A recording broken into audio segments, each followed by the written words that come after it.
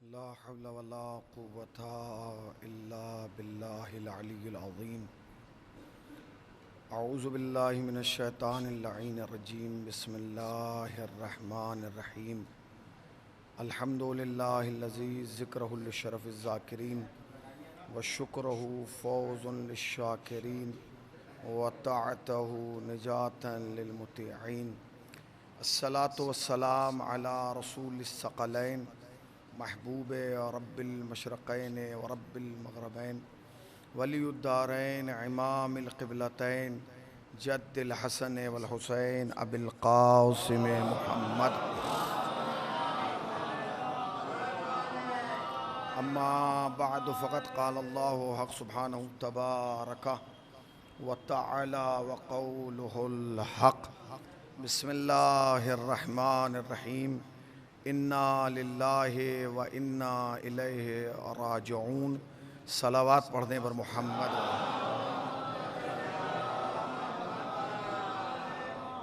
हज़रात, एक मरतबा सूरह अलहम्द और 3 मरतबा सूरह इखलास की तिलावत फरमाकर खुर्शीद ज़हरा बिनते अली गौहर की रूह को इसाल फरमाएं।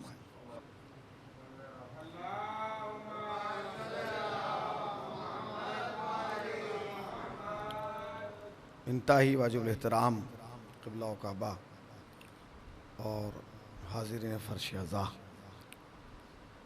एक मरहुमा के साले सवाब की मजलिस बउनवान मजलिस सोयम बर्पा की गई है और हम और आप जमा हुए हैं उनके अहल खाना को ताज़ियत पेश करने के लिए और सब्र की तिलक़ीन करने के लिए। यही क़ानून हयात है और यही उसूल ज़िंदगी कि जब हमारे दरमियान से कोई मोमिन या मोमिना इस दार फ़ानी को छोड़कर उस आलम बक़ा में कदम रखता है तो हम उसके इसाले सवाब के लिए मजलिस हुसैन बर्पा करते हैं। ज़ाहिरन तो मजलिस नाम है हुजूम को जमा कर लेने का, मजमे को जमा कर लेने का, अवाम को इकट्ठा कर लेने का, अहबाब को एक छत के नीचे बिठा देने का, मगर करबला के बाद मजलिस का मफ़हूम ही बदल गया। ये मजमा जमा करना करबला से पहले था, ये अवाम को इकट्ठा करना करबला से पहले था, मगर करबला के बाद मजलिस एक तहरीक का नाम बन गया, मजलिस एक तब्दीली का नाम बन गया, मजलिस एक बदलाव का नाम बन गया, मजलिस एक चेंजिंग का नाम बन गया। वो मजलिस मजलिस नहीं है जिसके बाद तब्दीली ना आए, वो मजलिस मजलिस नहीं है जिसके बाद बदलाव ना आए, वो मजलिस मजलिस नहीं है जिसके बाद चेंजिंग ना आए। ये मजलिस जनाब ज़ैनब सलामुल्लाह अलैहा ने हमारे हवाले की ही इसलिए थी ताकि हम सुबह क़यामत तक पैदा होने वाले हर आदम के बेटे और हर हव्वा की बेटी को बता सकें कि हक़ क्या है और बातिल क्या है, रॉन्ग क्या है और राइट क्या है, अंधेरा क्या है और रोशनी क्या है, कत्ल होने वाले कौन हैं और कत्ल करने वाले कौन हैं। ये मजलिस ही का सदका है कि दुनिया को पता है कि हुसैन कौन है और यजीद कौन है। मगर अजीज़ाने गिरामी, सच बताइए, क्या जितना बड़ा प्लेटफार्म आज़ादारी सैयदुश्शुहदा का हमारे पास है, क्या दुनिया की किसी और कौम के पास है? ये तय है, ये मुसल्लम है कि किसी के पास इतना बड़ा स्टेज, इतना बड़ा मजमा, इतने बड़े लोग दुनिया में किसी के पास नहीं है। मगर मैं आपसे पूछना चाह रहा हूं, क्या हमने इससे फायदा उठाया है? नहीं उठाया। क्यों? क्योंकि हमने आज़ादारी को रस्म समझकर अदा किया है, तहरीक समझकर नहीं किया। अगर तहरीक समझ के करते तो इसके अंदर वही इनकलाब बाकी रहता जो दुनिया के और मुल्कों में है। इमाम खुमैनी ने फरमाया कि अगर तुम अपने इनकलाब को जिंदा रखना चाहते हो तो अपने दिलों में करबला को जिंदा रखना। आज कभी हमने जिंदगी में ये सोचा ही नहीं था कि ऐसे दिन भी हमारी जिंदगी में आएंगे कि भाई भाई से मुसाफा मिलाता हुआ डरेगा, भाई भाई से गले मिलता हुआ डरेगा, समाज जमा होता हुआ डरेगा, अखलाकियात से लोग दूर होते चले जाएंगे, मजमा जमा होने से घबराएंगे, जनाजों में मजमा कम हो जाएगा। क्यों? इसलिए कि तुम जो नहीं सोचते हो वो हो जाता है। इसका मतलब यह है कि कोई तुमसे बड़ी ताकत है। नहीं पहुंचे आप? जो तुमसे बड़ी ताकत है वो कौन सी ताकत है। मैंने देखिए उमूमन होता ही है, कभी कभी ऐसा होता है, डॉक्टर साहब अहले मिंबर हैं, उलमा हैं, साहिबान ज़बान लोग हैं, कभी कभी ऐसा होता है कि जाकिर मिंबर से आयत की तिलावत करना शुरू करता है और मजमा नीचे से साथ साथ बोलने लगता है। उन्हीं आयत में से एक आयत यह है कि जिसे मैंने आज तिलावत किया है। उमूमन ये आयत जो है वो सरनामा कलाम करार नहीं दी जाती, सिर्फ रोज़े आशूर पढ़ी जाती है और उसके बाद मसाइब पढ़ दिए जाते हैं। मगर मेरा ज़ाती तजर्बा, बुजुर्गान मौजूद हैं, साहिबान नज़र हैं, मेरा एक तालिब इल्म की हैसियत से डॉक्टर साहब क़िबला नज़रिया ये है कि अगर इंसान वाक़ईन हिदायत हासिल करना चाहता है और क़ुर्बत इलाही हासिल करना चाहता है तो उसे कुरान की 6666 आयतों पे अमल करने की जरूरत नहीं है। बस इस आयत पर सोच ले, खुदा की कसम क़ुर्बत इलाही भी हो जाएगी और गुनाहों से दूर भी हो जाएगा। क्यों? इसलिए कि आज इंसान गुनाहों से बचने के लिए न जाने कितने रास्ते इस्तेमाल कर रहा है। क्या करूं? कह जी मस्जिद में जाके बैठ जाओ।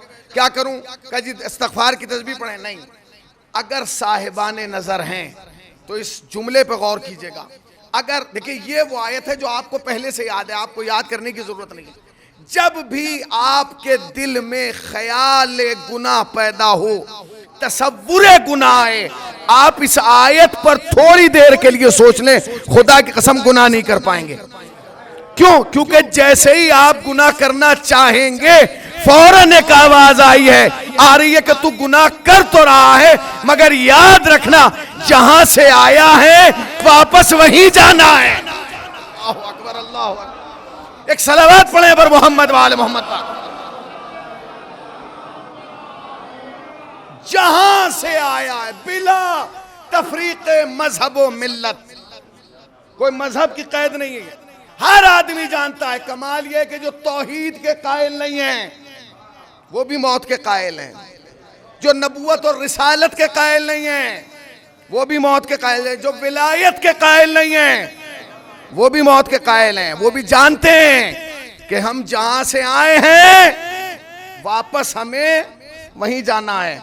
अगर मैं इसको आपको सामने से दिखाऊं कि ये आयत का मतलब क्या है, तो आयत का मतलब यह है कि आपने एक बॉल ली और तेजी से ताकत के साथ दीवार पे मारी, तो क्या बॉल दीवार पर रुक जाएगी? क्या होगा? जितनी ताकत से आप भेजेंगे उतनी ही ताकत से वापस आएगी। अच्छा ये नहीं है कि आपने फेंकी यहां से चली वहां जाए, नहीं पहुंचे, ऐसा नहीं है। जहां से फेंकेंगे वापस वहीं आएगी। तो खुद सोच लो कि जब तुम्हारी भेजी हुई चीज तुम्हारे पास वापस आ रही है तो उसका भेजा हुआ बंदा किसी और के पास कैसे जा सकता? अल्लाह ने ऐलान कर दिया है कि तुम जहां से आए हो तुम अल्लाह की जानिब से आए और वापस अल्लाह ही की जानिब पलट जाना है। मौत के हवाले की मजलिस है, लिहाजा चाहूंगा कि जितनी बातें हो इसी के उन्वान पर हो। अल्लाह की जानिब से आए हो, वापस अल्लाह ही की जानिब पलटना है। और याद रखिएगा, पलटने का मतलब समझे, पलटने का मतलब यह है कि डॉक्टर साहब को वापस जौनपुर जाना है मगर ये इनके इख्तियार में है। अब जाएं, सुबह जाएं, शाम में जाएं, रात में जाएं, नहीं पहुंचे आप भाई, ये इख्तियार में डॉक्टर साहब के। मुझे वापस मुजफ्फरनगर जाना है, मेरी मर्जी, मैं सुबह जाऊं, शाम जाऊं, दोपहर में जाऊं, इन्हें मुंबई जाना है। यानी आदमी इस दुनिया के सफर में इख्तियार रखता है मगर जहां उसने बुलाना है वहां इख्तियार नहीं है। एक सलावत पढ़े ना पर मोहम्मद वाले मोहम्मद पर। इख्तियार नहीं है। क्यों नहीं है इख्तियार? इसलिए कि उसने जिस दिन आपको भेजा था ना उसी दिन आपकी भी हकीकत बता दी थी और अपनी भी ताकत बता दी थी, नहीं पहुंचे आप भाई। जिस रोज देखिए ऐसा है, ये मास्क जो है लोहे का नहीं है कि आवाज रुक जाएगी, मजलिस कानों से सुनी जाती है। और ये अगर डॉक्टर साहब ये ऐलान ना करते तो मैं बाखुदा ही ऐलान करता और ये कहता डॉक्टर साहब तो यहीं रुके कि अगर आपने मास्क ना लगाया तो मैं उतर के जा रहा हूँ। डॉक्टर साहब सुनिए, अभी बिल्कुल मैं आपको ताज़ा वाकया, अभी पिछले हफ्ते हम एक जगह मजलिस पढ़ रहे थे, बाकायदा उनके पास परमिशन थी। पहले एक साहब ने पढ़ा, फिर दूसरे साहब ने पढ़ा, फिर हमारा नंबर आया। अभी 30 मिनट हुई थी मौलाना मजलिस पढ़ते हुए कि बानी मजलिस ने मेरे कान में आके कहा पुलिस आ गई। मैंने कहा पुलिस आ गई। कहा, मैंने कहा पर आप तो कह रहे थे कि परमिशन है। उसने कहा परमिशन है मगर एसपी साहब आए। अब ये बताइए कि जो नीचे है वो तो भाग भी सकता है, मगर जो यहां है उसके लिए तो मुसीबत है ना। अच्छा, अगर चूंकि मिंबर वाला तो भाग ही नहीं सकता क्योंकि हमने कभी भगोड़ों का दामन ही नहीं पकड़ा। बहरहाल वो मजलिस किसी तरीके से खत्म की गई। 2-4 मिनट के अंदर मसाइब पढ़ के हम उतरे। उसके बाद बाकायदा एसपी साहब से बात हुई। हुजूर ये तो इजाजत से बात हो रही है, सुनिएगा डॉक्टर साहब, यानी ये इबरत वाकया है असल में। तो कहा गया कि आपने तो हमें इजाजत दी थी, ये परमिशन है। उसने कहा वो लेटर लेके आइए। क्या लिखा है? कहा जी 50 आदमी होंगे। कहा उसके नीचे क्या लिखा है? कहा वो सैनिटाइज किया जाएगा मकान। कहा और कहाँ रखा जाएगा? कहा और का मास्क। उसने कहा 2 मिनट रुकिए। देखिए कौम में कैसे कैसे फिसादी लोग हैं। जब वो पहले वाले साहब पढ़ रहे थे तो एक साहब ने कोने से खड़े होकर 1 मिनट का क्लिप बना दिया और वो भेज दिया वहां। उन्होंने कहा ये बताइए जितने लोग बैठे हैं एक ने मास्क लगाया है? पता चला मास्क लगाने के लिए दिया जा रहा है, जेब में रखने के लिए नहीं दिया जा रहा है। तो अगर आप चाहते हैं अपनी भी हिफाजत करें, दूसरे की भी हिफाजत करें, मेरी और आपकी हैसियत क्या है? लोग कहते हैं जी मौत तो अल्लाह की मर्जी से आएगी, तो ये भी तसव्वुर गलत है। अभी हम डॉक्टर साहब के बेटे के साथ थे, यही तबसरा हो रहा था। तो उन्होंने कहा मौलाना अगर अल्लाह की मर्जी से है तो ट्रेन के सामने खड़ा हो जाओ, फिर देखेंगे अल्लाह की मर्जी। याद रखिएगा वाकईन मौत हयात का इख्तियार अल्लाह को है, मगर इंसान अपनी हिफाजत करे वबाओं से, बलाओं से, मुसीबतों से। इसका मतलब ये थोड़ी है कि अगर मौत अल्लाह के इख्तियार में है तो आप जहर खा लेंगे, नहीं, ये हिफाजत है। आज जो है वो आप अपने, हमारी और आपकी हैसियत क्या है? छोटे छोटे मौलवी पिद्दी ना पिद्दी के शोर पे कहीं ना वजूद, दुनिया के बड़े बड़े लीडर, शीयत का सुप्रीम लीडर हजरत आयतुल्लाह खामनाई का फोटो देखिए मास्क के साथ आया है। बता रहे हैं कि इसे हल्के में ना लीजिए, कमाल है। ये सोचने का मकाम है कि दुनिया का हर आदमी काबा खा लिए। ये खुदा का शुक्र अदा कीजिए कि हम ऐसे मजलिस कर रहे हैं, और अगर हम चाहते हैं कि अय्याम अज़ाब ही इसी शान से हो तो हमें उसका ख्याल रखना होगा, क्योंकि ये पहला कदम है, अभी हमें मंजिल तक पहुंचना है। तो उसका ख्याल रखिए, कहीं भी जाएं मास्क लगा के जाएं, सोशल डिस्टेंस का ख्याल रखें, और मजलिस के बाद खुदारा किसी से मुसाफा ना मिलाएं। मैं ये नहीं कह रहा हूं कि मुझसे किसी से ना मिलाएं, बस सलाम अलैकुम, वालेकुम सलाम, ठीक है भाई, ये जरूरी है आपके लिए, ठीक है ना। तो क्या है, कुरान ने ऐलान किया कि हम जहां से आए हैं हमें वापस वहीं जाना है, मगर इख्तियार नहीं है कि कब जाना है, कैसे जाना है, कहां जाना है। और अल्लाह ने ये बात पहले ही दिन क्लियर कर दी, हमें अपनी औकात बता दी और अपनी कुदरत का भी ऐलान कर दिया। कब? जब उसने हमें इस दुनिया में भेजा तो हमारी इतनी हैसियत नहीं थी कि हम परवरदिगार की बारगाह में कहते परवरदिगार अभी गर्मी हो रही है, सर्दी के मौसम में भेजना, या ऐसा करके अगर भेज रहा है भेज दे, मगर मुझे मौलाना के घर में पैदा ना कर, विधायक साहब के घर में पैदा कर दे। नहीं नहीं, चली नहीं ना। सोचिए, ये उसने आपको भेजा नहीं, आपकी पूरी कंडीशन बता दी, अपनी ताकत बता दी और कहा सुन, अकड़ में ना रहना, मैं वो हूं कि जिसने जब चाहा, जहां चाहा, जैसे चाहा तुम्हें भेज दिया, और जब चाहूंगा, जहां चाहूंगा, जैसे चाहूंगा वापस भी बुला लूंगा। तो ना हमारा आने पे इख्तियार, ना हमारा जाने पे इख्तियार, तो फिर अकड़ किस बात की है? कहा जी अकड़ इस बात की है कि 50 साल तो मेरे पास हैं। भाई अकड़ जो मैं रहा हूं वो इसलिए 50 साल हैं, 60 साल हैं, गलत। 50-60 साल की तो आप छोड़ दीजिए, 5 मिनट भी आपके पास नहीं है। और अगर आपको गुरूर हो तो गारंटी दे दें कि आप मजलिस के बाद उठ के यहां से बाहर तक चले जाएंगे। जाएंगे नहीं, क्योंकि वो कादिर मुतलक है, वो चाहे तो 1000 साल जिला दे, वो चाहे तो पल भर में मार दे। इख्तियार किसका है? उसका इख्तियार है। तो अब ये जो 50 साल की जिंदगी है, भेजा उसने है, बुलाया उसने है, तो ये 50 साल की जिंदगी हमें दी क्यों गई है? बस ये तवज्जो से सुनिएगा, किस लिए दी गई है? ये इसलिए दी गई है ताकि हजरत इंसान इस 50 साल में ये तय कर ले कि मुझे वापस जाना कैसे है। बस मजलिस यहीं से शुरू हो रही है। हम आए भी वहीं से, हुजूर खुसूसी तवज्जो, हम आए भी डॉक्टर साहब वहीं से, वापस भी वहीं जाना है। मगर ये 50-60 साल की जिंदगी किस लिए दी गई है?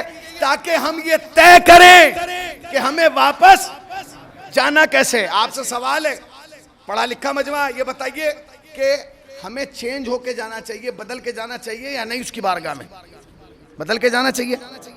अच्छा, एक जुमला कहूं, डॉक्टर साहब ने कहा बेशक वाकई बदल के जाना चाहिए, अपने अंदर तब्दीली ला के जाना चाहिए।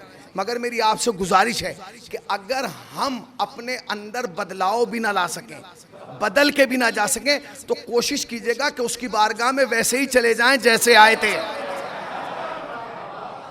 पहुंचे आप नहीं पहुंचे? कोशिश कीजिएगा कि अगर बदल के भी ना जा सकें तो जैसे आए थे। आप कहेंगे ये क्या कह रहे हैं हुसैनी साहब, जैसे आए थे? भाई मैं फिर कह रहा हूं, मैंने अपने जुमले को नहीं छोड़ा। जैसे आए थे वैसे ही जाइएगा। क्या कैसे? क्या जब आए थे तो बेगुनाह थे, जब वापस जाइएगा तो बेगुनाह जाइएगा। जब आए थे तो किसी की गीबत करके नहीं आए थे, जब वापस जाइएगा तो गीबत करके ना जाइएगा। जब आए थे तो चुगली करके नहीं आए थे, जब वापस जाइएगा तो चुगली करके ना जाइएगा। और जुमला कहूं, जब आए थे तो किसी का दिल दुखा के नहीं आए थे। अब कोशिश कीजिएगा जब उसकी बारगाह में वापस जाएं तो किसी का दिल दुखा के ना जाएं। कोशिश कीजिएगा जैसे आए थे वैसे ही पलट जाएं। अच्छा, मेरा एक सवाल है आपसे, जिंदा आए थे कि मुर्दा? भाई जिंदा आए थे कि मुर्दा? जरा जोर से बोलिए। जिंदा आए थे ना? पक्का आए थे? अब वापस जिंदा जाना चाहिए या मुर्दा? थोड़ी सी तवज्जो दें, थोड़ी सी तवज्जो दें। भाई जब आप आए थे तो जिंदा आए थे कि मुर्दा? अगर जिंदा ना आते तो ये मिठाइयां ना बांटी जाती, ये लड्डू तकसीम ना किए जाते। इसका मतलब यह है कि जब आए थे तो जिंदा थे। तो कोशिश कीजिएगा जब वापस जाएं तो जिंदा जाएं। आए हाय हाय हाय हाय हाय, भाई जब आए थे तो जिंदा आए थे। अब कोशिश कीजिएगा जब 50, 60, 70 साल के बाद जाएं तो जिंदा जाएं। तो हर आदमी ये कहेगा मौलाना आपका दिमाग खराब हो गया, वहां जिंदा कैसे जाया जाएगा? वहां तो जाने के लिए पहली शर्त ही ये है कि मरे यहां तब जाएं वहां।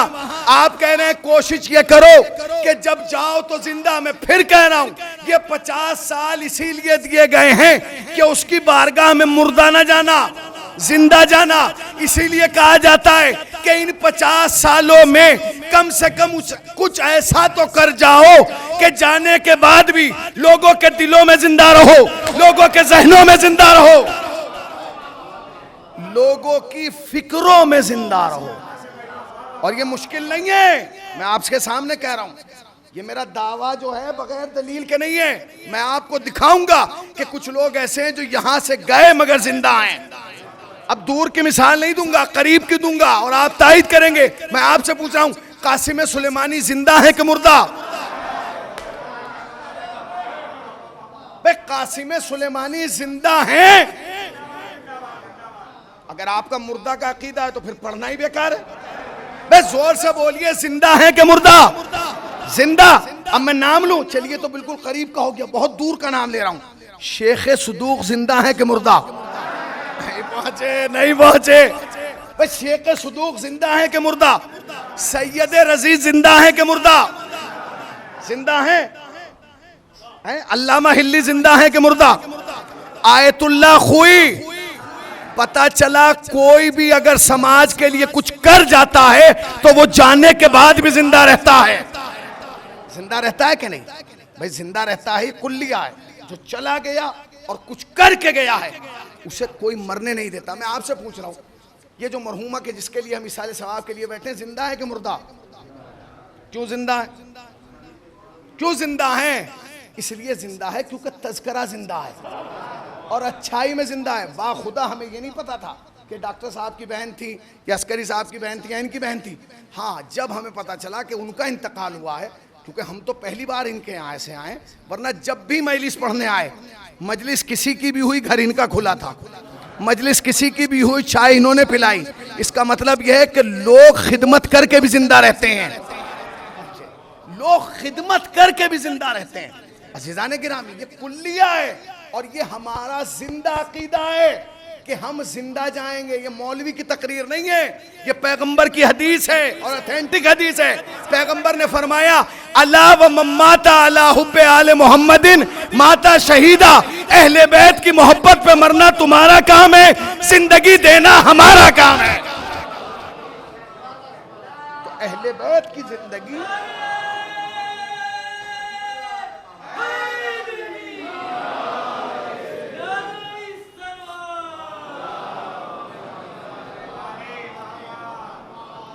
जाना तो सबको है, मगर ये आपके इख्तियार में कि आप जिंदा जाना चाहते हैं, दुनिया भर की तरह मुर्दा जाना चाहते हैं। पैगंबर ने एक रास्ता दिखाया, जो भी मर गया, शर्त नहीं है, कैद नहीं है, कौम कबीले नस्ल की, जमीन और जमान की भी कैद नहीं है। पैगंबर ने ये नहीं कहा जो अरब की जमीन पे मरा, जो नजफ की जमीन पे मरा, नहीं, जो भी मर गया आले मोहम्मद की मोहब्बत पर माता शहीदा, और वो शहीद है। और शहीद की पहचान क्या है? शहीद की पहचान ये है कि वो अपने परवरदिगार से रिस्क पा रहा है। भाई रिस्क पा रहा है कि नहीं? अब मैं एक जुमला कहूं, जो रिस्क पाए वो जिंदा होता है।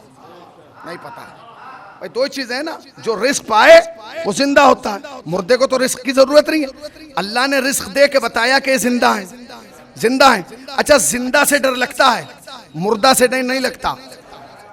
घबराहट जिंदा से होती है। नहीं पहुंचे, अगर कासिम सुलेमानी मर जाते तो अमेरिका न डरता। नहीं पहुंचे भाई, सलावत पढ़े ना पर मोहम्मद वाले मोहम्मद पर। इसका मतलब यह है, इसका मतलब यह है कि आप अपने को जिंदा रख सकते हैं। जिंदा रखने के लिए जरूरी नहीं है कि इंसान का शेख सदूक होना जरूरी है, हिल्ली होना जरूरी है, सैयद रजी होना जरूरी है, खुई होना जरूरी है। नहीं, अगर आपने खुलूस से दिल से कोई खिदमत अंजाम दे दी और वो बारगाह मासूम और बारगाह खुदा में कबूल हो गई, आप मरने के बाद भी जिंदा रहेंगे। क्यों? उसका वादा है, जो भी आले मोहम्मद की मोहब्बत में मर गया, माता शहीदा जिंदा है। लीजिए साहब, ऐलान हो गया कानपुर में, मरहुमा का इंतकाल हो गया। सब आ गए, अजीज आ गए, रिश्तेदार आ गए, भाई आ गए, चाहने वाले आ गए, मानने वाले आ गए। इंतकाल हो गया। एक साहब ने कहा कि अरे क्या हुआ?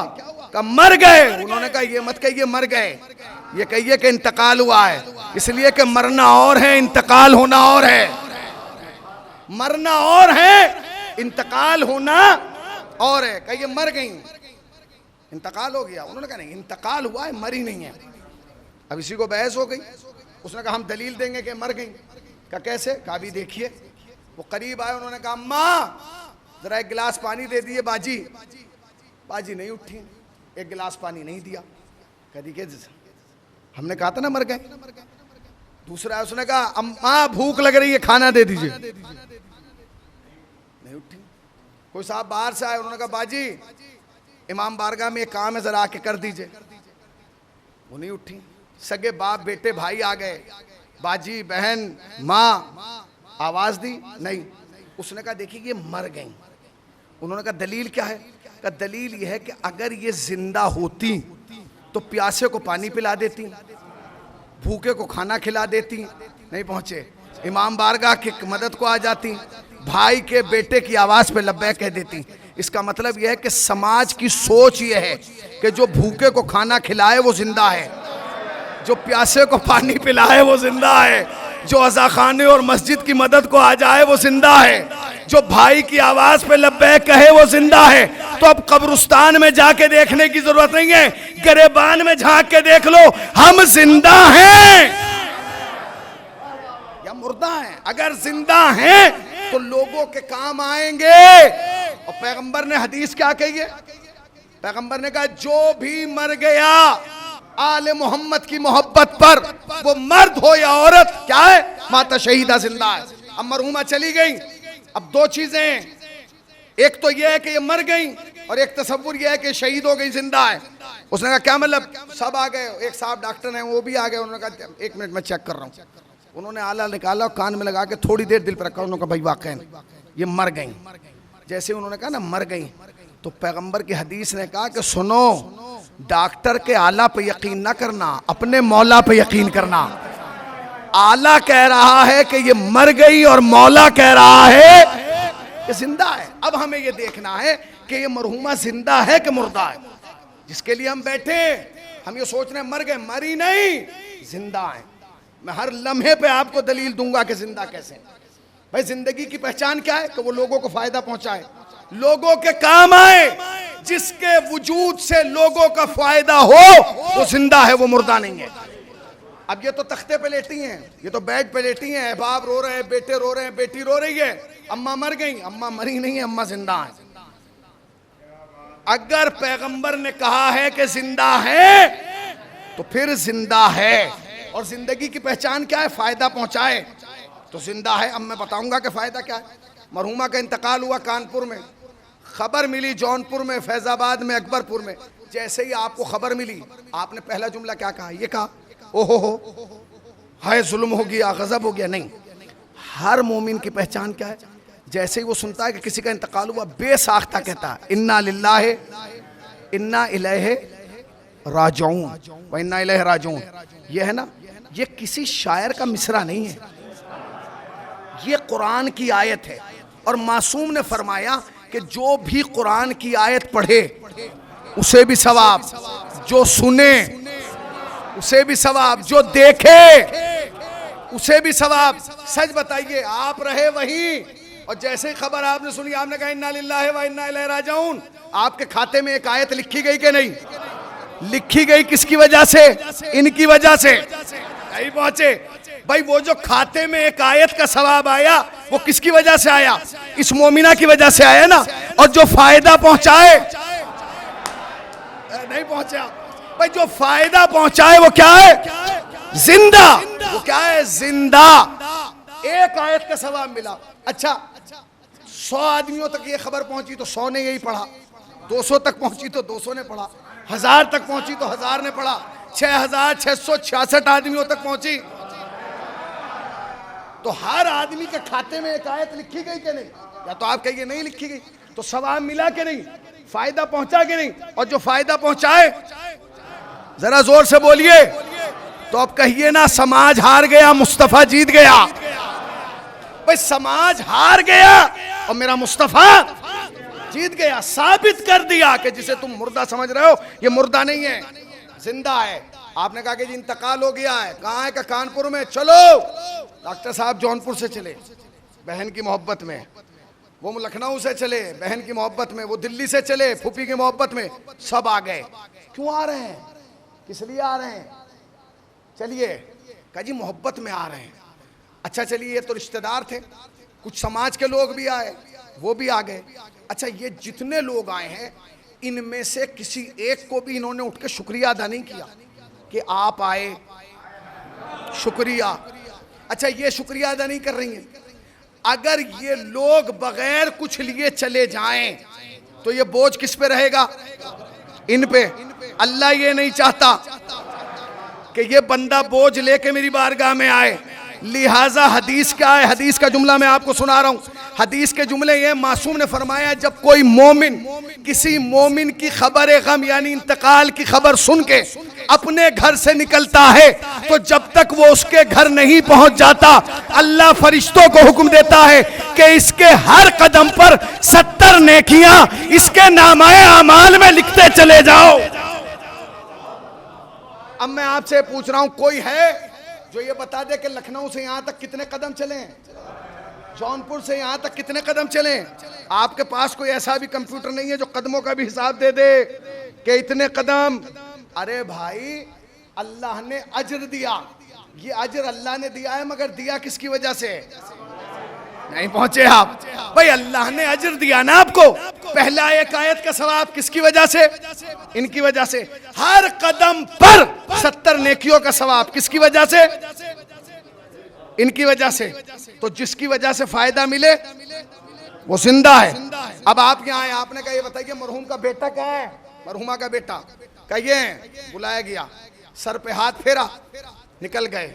खुदा आपको सब्र दे, अल्लाह आपकी वालदा को जन्नत में जगह नसीब फरमाए। ये जुमले होते हैं भाई, यहीं तक का साथ था, ये सर पे हाथ फेरा निकल गए। खुदा की कसम पूरा समाज, मैं डॉक्टर साहब चैलेंज से कह रहा हूँ, ये जो सर पे हाथ फेर रहा है ना, ये आदतन फेर रहा है, ये आदत है, उसे पता ही नहीं है कि मैं फेर क्यों रहा हूं। नहीं पहुंचे आप। अगर ये मजलिस आपने यकीनन सुन ली तो आज के बाद आपको जनाजे उठाने में मजा आने लगेगा। आपको पता होगा कि जो हम अमल कर रहे हैं उसकी जजा क्या है। भाई जब आपने आए, आपने मरूमा के सर, बच्चे के सर पे हाथ फेर दिया, बेटा यहीं तक साथ था तुम्हारा और तुम्हारी वालदा का, खुदा तुम्हें सब्र दे, ये कह के निकल गए। आपने जो हाथ फेरा तो आपके दिल में कोई लालच नहीं था, कोई तसव्वुर नहीं था, आपने तो आदतन फेरा है। अच्छा, आप तो आदतन फेर के निकल गए, मगर हदीस क्या कह रही है? हदीस कह रही है जब कोई मोमिन किसी मोमिन के यतीम बच्चे के सर पर हाथ फेरता है तो अल्लाह फरिश्तों को हुक्म देता है कि जितने बाल इसकी हथेली के नीचे आए हैं, हर बाल के बदले में 70 नेकियां नामाए अमाल में लिख दे। नहीं पहुंचे आप, सलावत पढ़े पर मोहम्मद वाले मोहम्मद पर। फिर हदीस सुन लीजिए, फिर सुनिए। सबसे पहले एक आयत का सवाब मरहुमा ने आपको दिलाया, तो दिलाया ना, फायदा पहुंचा, जो फायदा पहुंचाए वो जिंदा। हर कदम पर 70 नेकियां किसने दिलाई? मरहुमा ने। जो दिलाए वो क्या है? हर बाल के बदले में, यही लफ्ज है कि जितने बाल हथेली के नीचे आए, आपने हल्के में इस जुमले को ले लिया। ये बाल गिनना अगर आसान होता तो कोई ये ना कहता, या अली ये बताइए मेरे सर में बाल कितने हैं। भाई ये जुमला है कि नहीं वाकया तारीफ में डॉक्टर साहब? या अली ये बताइए मेरे सर में। अली ने भी अजीब जवाब दिया, फरमाया अगर बता दूं तो क्या गिन लेगा? भाई अगर बता दूं तो क्या गिन लेगा? इसका मतलब यह कि इंसान कासिर है, मोहताज है, वो बाल गिन नहीं सकता, मगर तुम नहीं गिन सकते, फरिश्ते गिन सकते हैं हुक्म खुदा से। अल्लाह ने कहा जितने बाल इसकी हथेली के नीचे आए ना, हर बाल के बदले में 70 नेकियां इसके नामाए अमाल में लिख दे। अच्छा, ये मुसल्लम है, हुक्म खुदा है, पैगंबर मासूम की हदीस से जारी हुआ है कि जिसने भी किसी मोमिन के यतीम के सर पर हाथ फेरा, अल्लाह ने हर बाल के बदले में 70 नेकियां नामाए अमाल में लिखवा दी। मैं आपसे पूछ रहा हूँ, जिसने मेरे हाथ सर पे हाथ फेरा उसे नेकी मिली, जिसने डॉक्टर साहब के सर पे हाथ फेरा उसे नेकी मिली, जिसने इनके सर पे हाथ फेरा उसे नेकी मिली। यानी कमाल है, कितने भोला हो गया है मुसलमान। अरे कम से कम यही सोच ले, जो मेरे और तेरे सर पे हाथ फेर रहा है उसको तो नेकियां मिल रही हैं, तो जो 17 बरस तक मोहम्मद के सर पे हाथ फेरता रहा,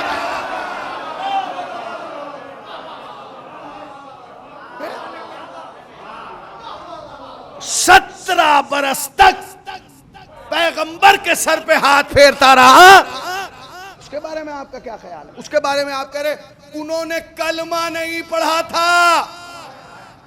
रिवायत का जुमला है, किताबों में लिखा है, साहिबान नजर हैं, अहले मुताल्ला लोग मौजूद हैं। क्या जुमला लिखा? ये लिखा कि उन्होंने कलमा नहीं पढ़ा था। भाई आपने कैसे सुना? कहा जी किताब में ये लिखा है कि पैगंबर जब उनका वक्त आखिर आया तो पैगंबर ने कान में आके कहा चचा कलमा पढ़ लीजिए, तो चचा ने मुंह दूसरी तरफ कर लिया।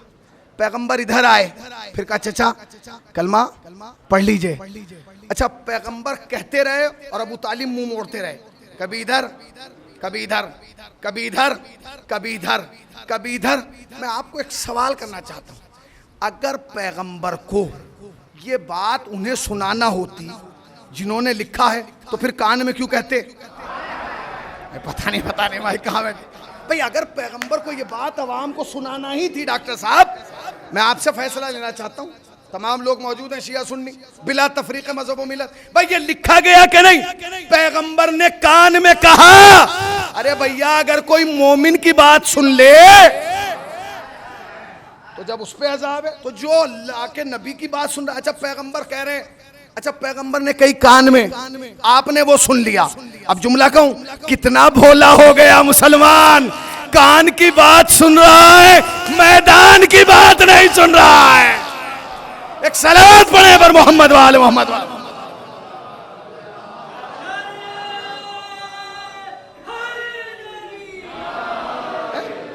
क्या है? जिंदा है। एक हदीस और सुन लीजिए, पैगंबर इस्लाम की एक हदीस है, फरमाते हैं कि जो भी किसी यतीम की कफालत करे, पैगंबर का जुमला है, जो भी किसी मुसलमान यतीम बच्चे की कफालत करे वो जन्नत में मेरे साथ ऐसे रहेगा। किबला ये जुमला, जैसे मेरी ये दो साहब, ये जुमला साहब, ये जुमला, ये गवाह हैं, साहिबाने नजर लोग हैं। पैगंबर ने उंगली दिखाई कि जो भी किसी मुसलमान यतीम बच्चे की कफालत करेगा वो जन्नत में मेरे साथ यूं रहेगा। तो खुद सोच लो, जो किसी की करे वो तो यूं रहे, तो जो इसी की करे, सलावत पढ़े बर मोहम्मद वाल मोहम्मद वाल।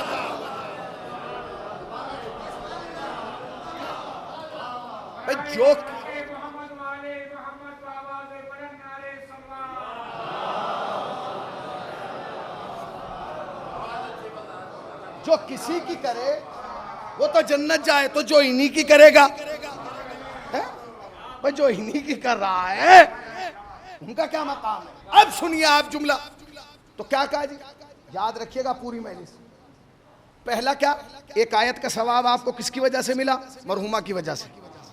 हर कदम पर 70 नेकियां किसकी वजह से मिली, मरहुमा की वजह से।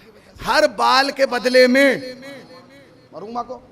अच्छा जी, अब हर समाज में बेचारे कुछ मजलूम लोग हैं, मर्दों में भी और ख़वातीन में भी।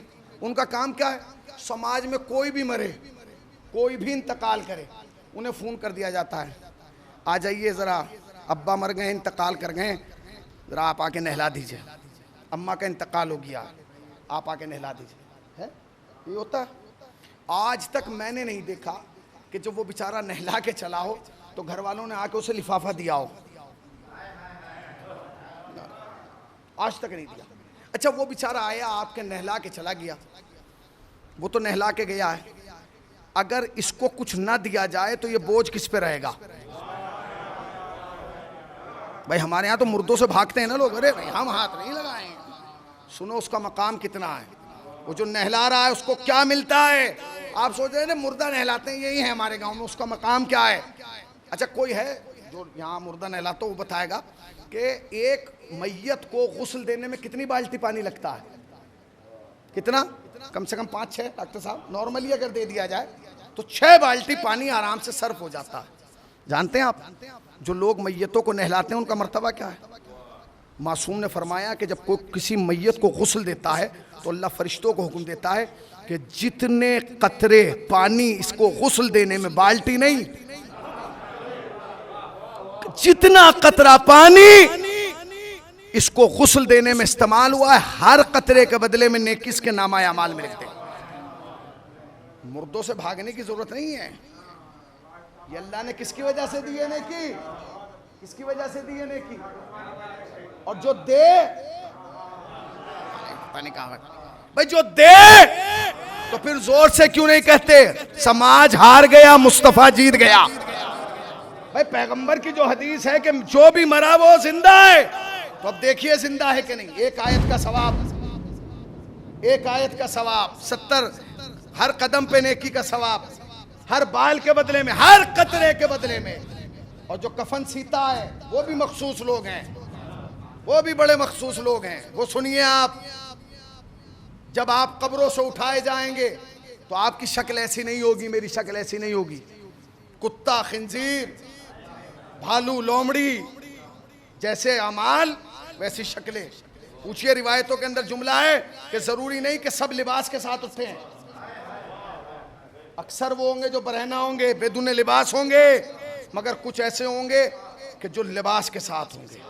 वो कौन होंगे, वो होंगे जिन्होंने दुनिया में किसी का कफन सिया है। जब कोई किसी का कफन सीता है, अल्लाह फरिश्ते से कहता है इसका नाम अलग लिख लो। का क्यों, का इसे बगैर लिबास के ना उठाना। का क्यों, का जब ये बंदा हो के बंदे को लिबास दे रहा है, मैं खुदा हो के इससे लिबास कैसे ले लूं।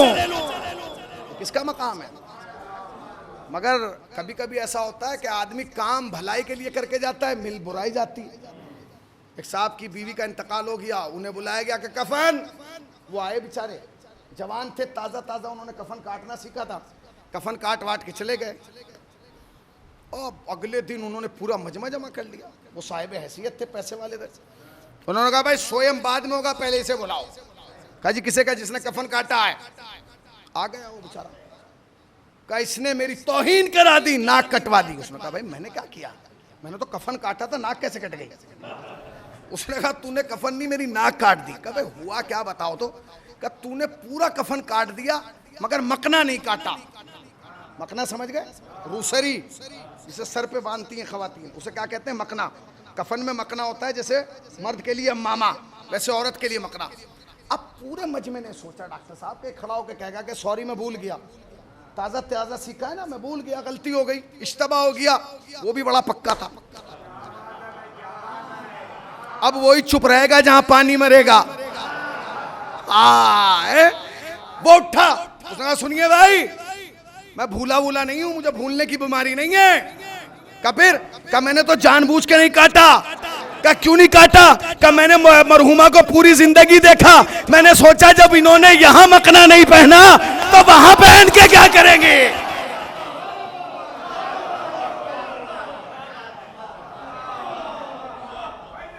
जब यहां मकना नहीं पहन रही है, बताइए, जब यहां मकना नहीं पहन रही है, अच्छा कमाल है, जिंदगी भर वो यहां बगैर मकने के घूमी, तब आपकी नाक नहीं कटी, वहां जाते ही नाक कट गई। इसका मतलब ये है कि ये तुम भी जानते हो कि इस दुनिया में तो तुम जो चाहे कर लोगे, मगर वहां तुम्हारा इख्तियार नहीं। उसने काटा जी, अच्छा कफन वफन पहना दिया गया, जनाजा तैयार कर दिया गया। आपको याद है क्या क्या दिया? क्या क्या दिया याद है?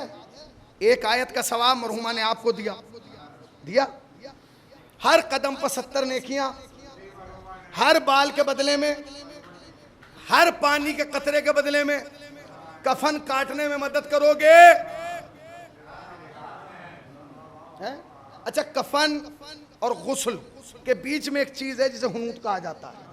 वो क्या होता है? वो क्या होता है? वो काफूर रख दिया जाता है। ये बड़ी बेहतरीन चीज है। ये कहाँ रखा जाता है? ये पेट पे नहीं रखा जाता। जब कोई पूछता ना मौलाना ये बताइए सजदे में कितनी चीजें टिकाना चाहिए, उससे कहा जाके देख क्या हुनूत कहाँ किया जाता है। भाई हुनूत जो किया जाता है आज़ाए सजदा पे किया जाता ना। आज़ाए सजदा कितनी है? 7। पेशानी, अंगूठे, अगर कोहनियां होती हैं, अगर कोहनियां होती तो कोहनियों पे भी हुनूत। अब आप समझ जाइए मैं क्या कहना चाह रहा हूं। समझदार को इशारा, समझ रहे हैं ना? हैं? समझ रहे हैं? तो क्या है? उसको हुनूत कर दिया गया। अब आप आगे बढ़िए। अब मसला आता है जनाजा उठाने का। शरीयत का हुक्म क्या है? शरीयत का हुक्म यह है कि समाज के जितने लोग आए हैं वो सब मिलके जनाजा उठाएंगे। जनाजा कैसे उठाएंगे? जनाजे का हुक्म ये नहीं है कि जिसने ये कांधा दे दिया वो ये नहीं देगा, जिसने ये दे दिया वो ये नहीं देगा। शरीयत का हुक्म यह है कि थोड़ी देर जनाजा आप यहां रखिए, फिर थोड़ी देर, इसीलिए कहा जाता है चारों जगह, चारों पायों पे जो है आपको कांधा देना है। अच्छा ये क्यों नहीं है? ये होता कि जो ये वाला दे देगा वो ये नहीं, ये दे। मासूम से पूछा गया कि मौला ये क्या फलसफा है कि चारों कांधों पे आपको कांधा देना है? फरमाया सुनो, खाली ये कांधे नहीं हैं, ये 2 दफ्तर हैं, 2 पोस्टें, 2 फरिश्ते यहाँ मुकर्रर किए गए हैं। ये वाला अच्छाई लिखता है, ये वाला बुराई लिखता है। का फिर का जब तुम किसी मोमिन का जनाजा उठा के यहाँ रखते हो तो अच्छाई वाला अच्छाई लिखना शुरू कर देता है, और जब वही जनाजा इस कांधे पे आता है तो ये वाला बैठा रहता है। अल्लाह फरिश्ते से कहता है तू कुछ लिखता क्यों नहीं? का परवरदिगार लिखूंगा तो जब ये कोई खता करेगा। फरमाया खाली ना बैठ, जो अब तक लिखा है उसे मिटाना शुरू कर दे। सलावत पढ़े पर मोहम्मद वाले मोहम्मद बा।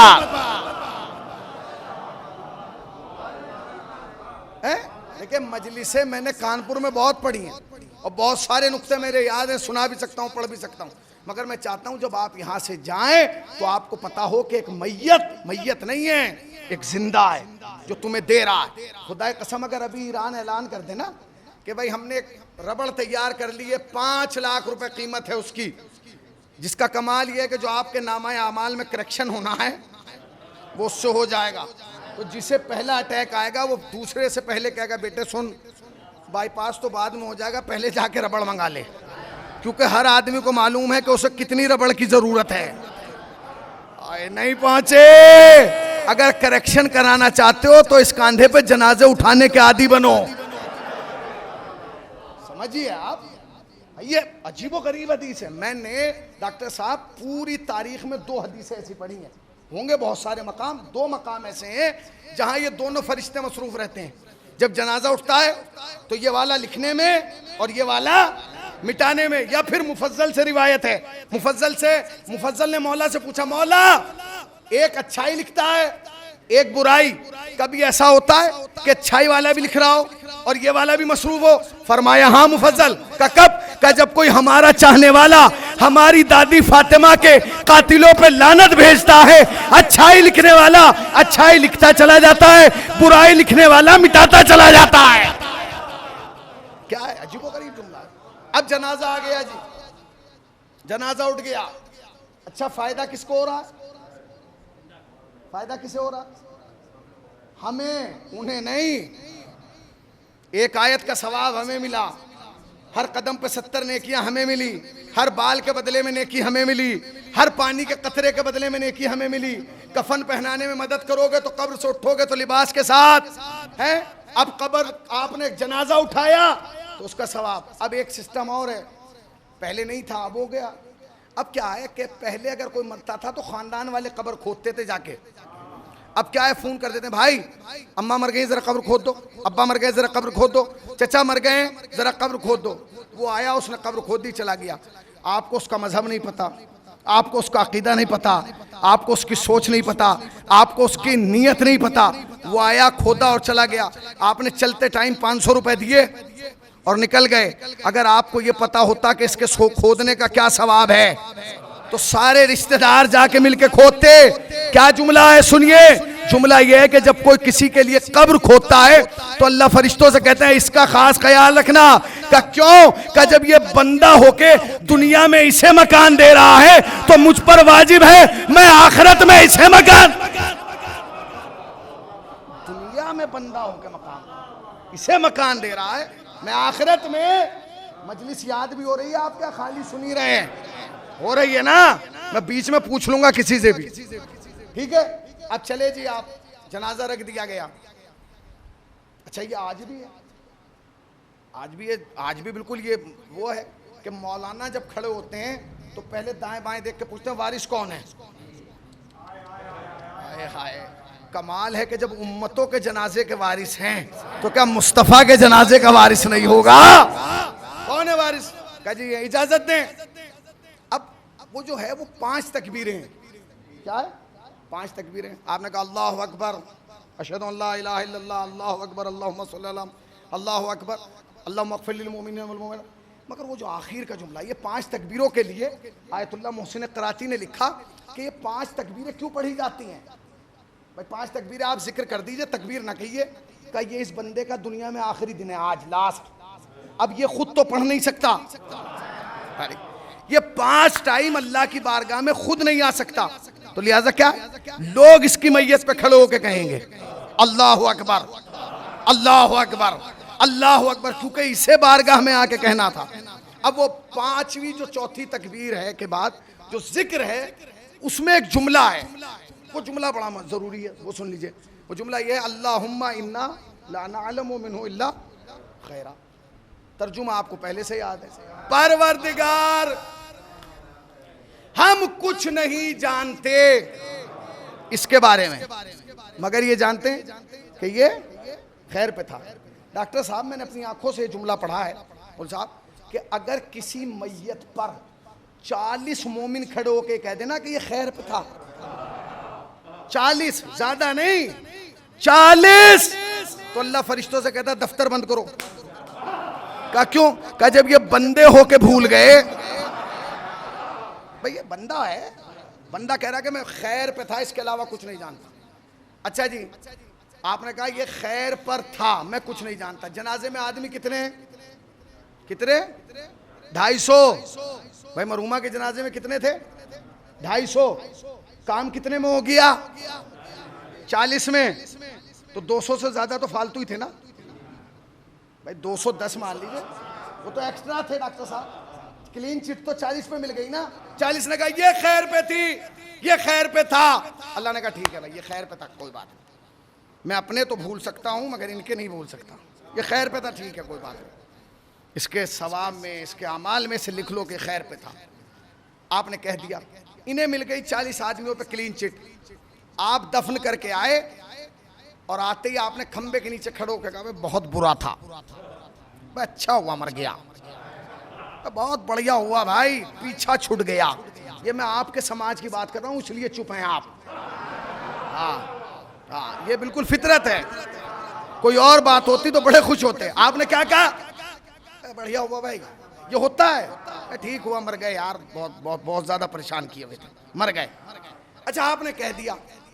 अब मैं यहां पूछना चाह रहा हूं तालिब इल्म की हैसियत से, ये जो आपने कहा है कि ये ऐसा था, अच्छा हुआ मर गया, ये आपने धोखा किसे दिया है? बताइए डॉक्टर साहब, ये धोखा किसे है? भाई मुझे बताइए ना, ये आप जो चुगली कर रहे हैं, खीबत, ये धोखा किसे दे रहे हैं? बताइए किसे दे रहे हैं धोखा, किसे दे रहे हैं? नहीं आप समझे नहीं, आपने खड़े होके ये नहीं कहा था, पर ए भाई आपके अब्बा खैर पे थे, भतीजे से नहीं कहा था आपके चचा खैर पे थे, भांजे से नहीं कहा था कि आपका मामू खैर पे था, नवासों से नहीं कहा था नाना खैर पे था, नहीं आपने अल्लाह से कहा था ये खैर पे था। तो एक जुमला कहूं, जब बंदे को धोखा देने वाला सजावार, जो बंदों को धोखा दे, जब वो गुनाहगार है, तो जो अल्लाह को दे रहा है, सोचिए ये होता है हमारे यहाँ के नहीं। अब आप आ गए जी, आपने कहा मैयत कब्र में रखो। अच्छा जब कब्र में नहीं रखी जाती मैयत, तो उससे पहले ये होता है कि एक मक्खी भी बैठने नहीं देते, ना ना ना बैठने दो। क्यों? वजन ऐसे होगा जैसे पहाड़, चादर भी हल्की उड़ाओ कहीं इस पे बोझ ना बन जाए, जनाजे को आहिस्ता से उठाना, दहका ना लगे। अब पूरे रास्ते तो ये एहतमाम है, मंजिल आहिस्ता से दो। अब कब्र में लिटा दिया आपने, अब आप सब कुछ भूल गए। अब तक तो चाहते थे दहका ना लगे, इसको अजियत ना हो, अब खुद ही कब्र में उतरे और कब्र में उतर के यूं पकड़ के कहा इस्माइल फम, इस्माइल फम। भैया क्या कर रहे हो? इस्माइल फम। अच्छा कमाल ये है डॉक्टर साहब, अगर ये मेरा शायद तजर्बा गलत हो, आपके नजर में हो तो बताइएगा, कमाल ये है कि हमें तो सुनाई जा रही है, उसे भी सुनाई जा रही है जो पैदाइशी गूंगा और बहरा है। खुद होता है कि नहीं? आज तक किसी मौलवी साहब ने ये नहीं कहा, अस्करी भाई, आज तक किसी मौलवी साहब ने कहा ए पागल है, इसे नहीं मैं सुनाऊंगा। क्यों नहीं सुनाऊंगा? ये तो पैदाइशी गूंगा बहरा था, जब इसने दुनिया में ना कुछ सुना। इसका मतलब यह है कि यहां की दुनिया और है, वहां की दुनिया और है। आपने शान पकड़े हिलाए और एक ही जुमला कहा इस्माइल फम, इस्माइल फम, या फला इब्ने फला, वो फला इब्ने फला। सुन, खाली सुन नहीं, समझ, सुन समझ, सुन समझ, सुन समझ, सुन समझ। सुन का ताल्लुक कान से, समझ का ताल्लुक दिमाग से, सुन का ताल्लुक कान से, समझ का ताल्लुक दिमाग से। पूरी दुनिया में वाहिद कौम है शिया जो मुर्दे को कब्र में लिटा कहती है सुन समझ, ताकि पूरी दुनिया को पता चल जाए जब हमारा आम मुर्दे का दिमाग खराब नहीं होता तो मुस्तफा का दिमाग कैसे खराब? सलात पढ़े बर मोहम्मद वाल मोहम्मद वाल। सुन समझ, सुन समझ, और सुना भी रहे हैं, समझा भी रहे हैं।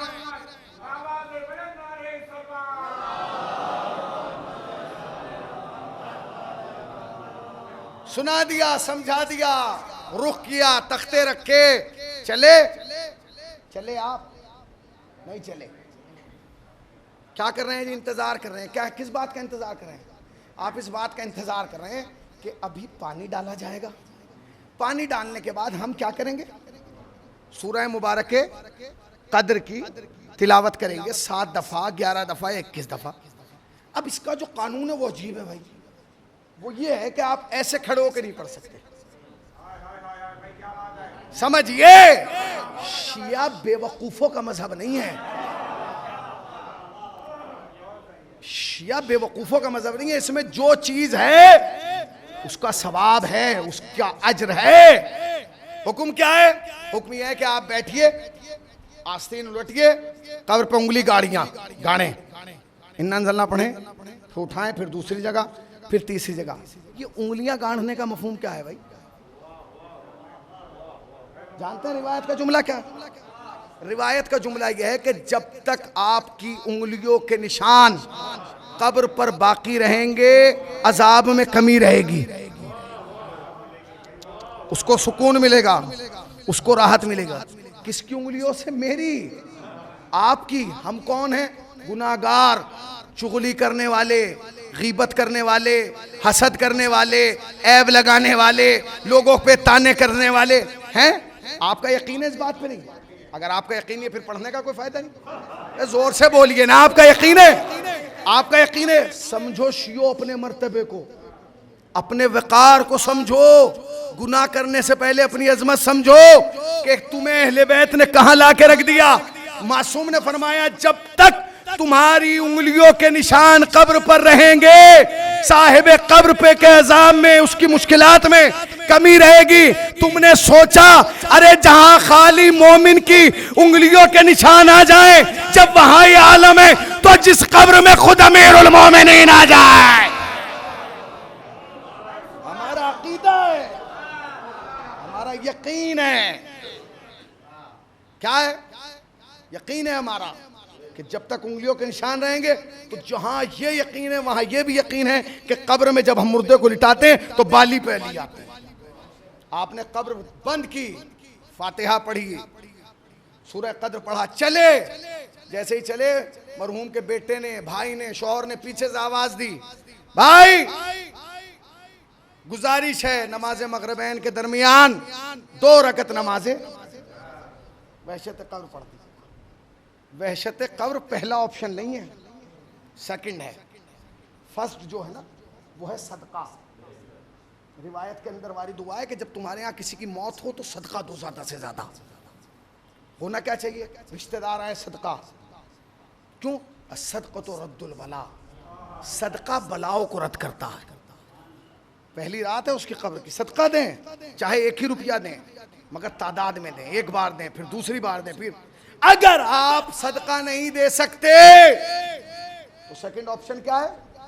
नमाज वहशत कब्र पढ़े।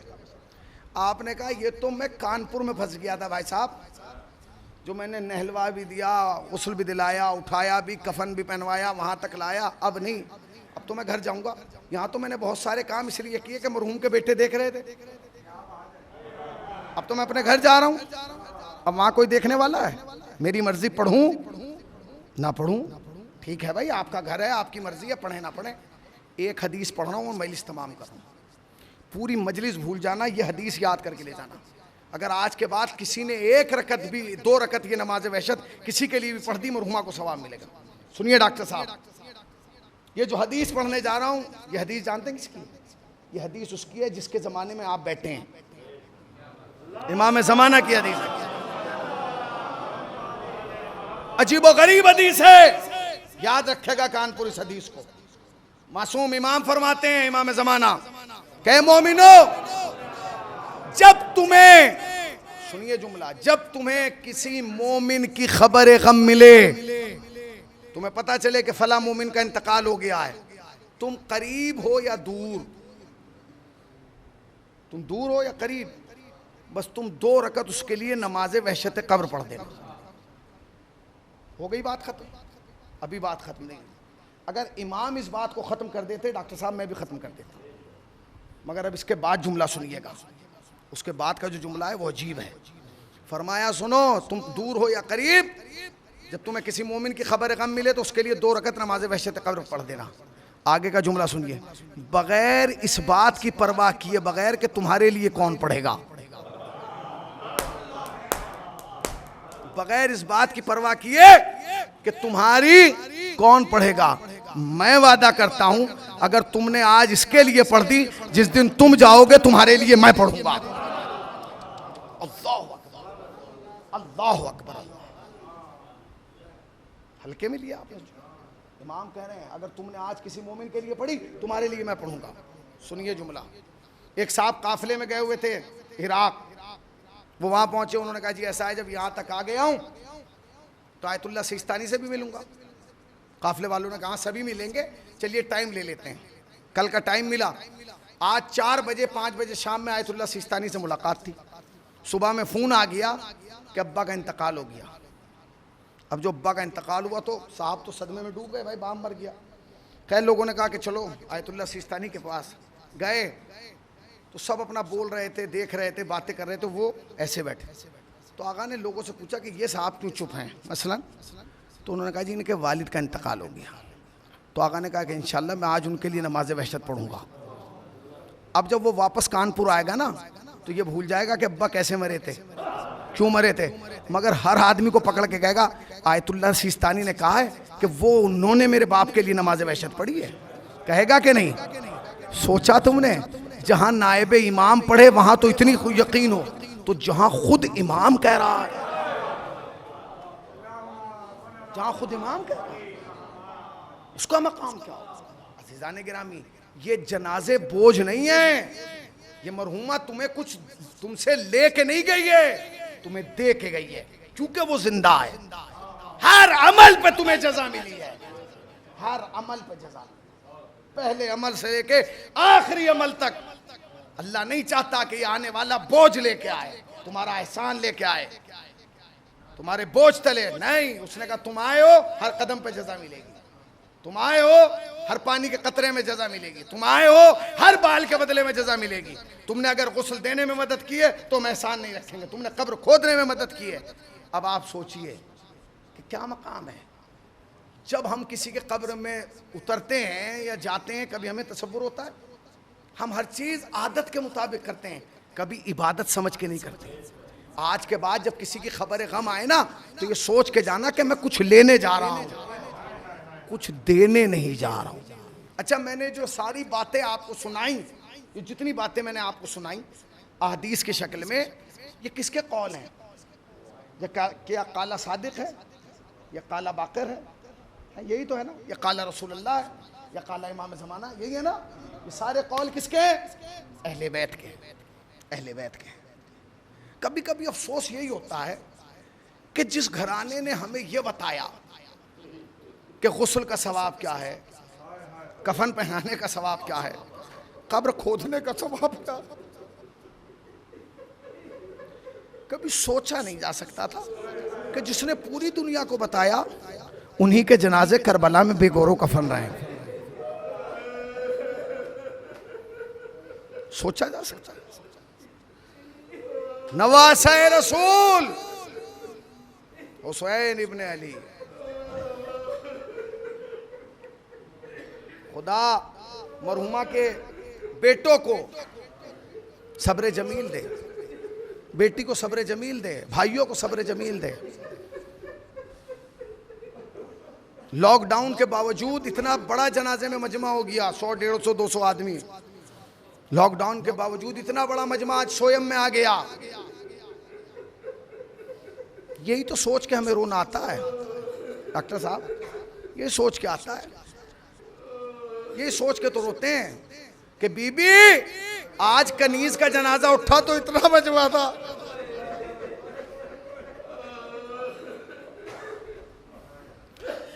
जानते मां दुनिया का सबसे अजीम सरमाया है। और एक और बात बताऊं आपको तजर्बे की, मां अगर बेटा 5 साल का हो और मां इंतकाल कर जाए तब भी इतना ही दर्द होता है, और बेटा 50 साल का और मां इंतकाल कर जाए तब भी दर्द इतना ही होता है। क्यों? इसलिए कि मां के गुजरने के बाद ना हर खुशी में मां याद आती है, हर गम में मां याद आती है। खुशी हो तो कहा जाता है काश मां होती, और मुसीबत पड़ती है तो मां तो याद आती। जब हमारी वालदा का इंतकाल हुआ तो हमने जनाबे रज़ा सिरसवी को बुलाया, वो आए, उन्होंने कलाम पढ़ा, पूरी दुनिया में उनका मशहूर है। उन्होंने कहा कि कब्र की आगोश में जाकर सुकून पाती है माँ। उनका एक मिसरा है, कब्र की आगोश में जाके सुकून पाती है माँ। जब मैंने मिसरा पढ़ा तो मैं बहुत रोया, और बस यही जुमला है मेरे लिए, मरहूमा के बेटों के लिए, बेटियों के लिए। कब्र की आगोश में जाकर सुकून पाती है माँ, बस यही है ना। मगर ये मिसरा जानते हैं किसकी माँ के लिए? मेरी माँ के लिए, आपकी माँ के लिए, हमारी माँओं के लिए। ये हमारी माएँ हैं जिन्हें कब्र में जाके सुकून मिल गया। एक माँ वो है जिसे कब्र में भी सुकून ना मिला। वो किसकी माँ है? वो हुसैन की माँ है। जब 28 रजब को हुसैन चले, अम्मा लहू लुहान चमन देखने चलो, ज़ैनब के बाजुओं में रसान।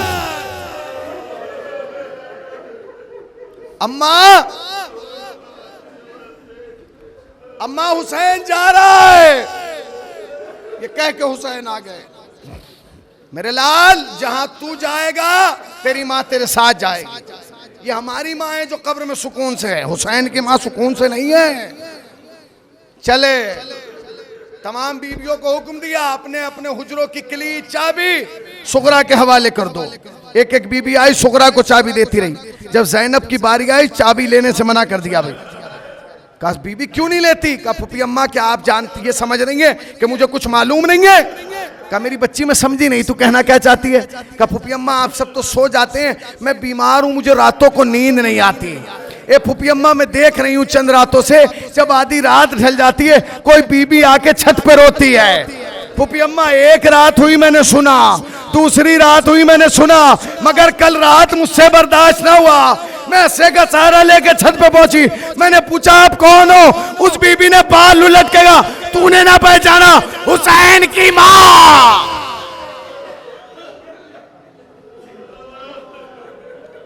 हुसैन की मां। कब्र में सैयदा को सुकून नहीं मिला है। आगे बढ़िए, 2 मुहर्रम को वारिद करबला हुए, जानते हैं 2 मुहर्रम को वारिद करबला हुए। एक माँ की तड़प, 2 मुहर्रम को वारिद करबला हुए। खेमे लगाए गए, फिर फरात के किनारे से खेमे हटाए गए। जानते हैं जब हुर वुजू करने लगा तो हुर को खेमे के पीछे से किसी बीबी के रोने की आवाज आई। हुर तूने अच्छा नहीं किया, मेरे हुसैन को करबला में ले आए। उसके बाद जो जुमला आया ना, उसने हुर को बेचैन कर दिया।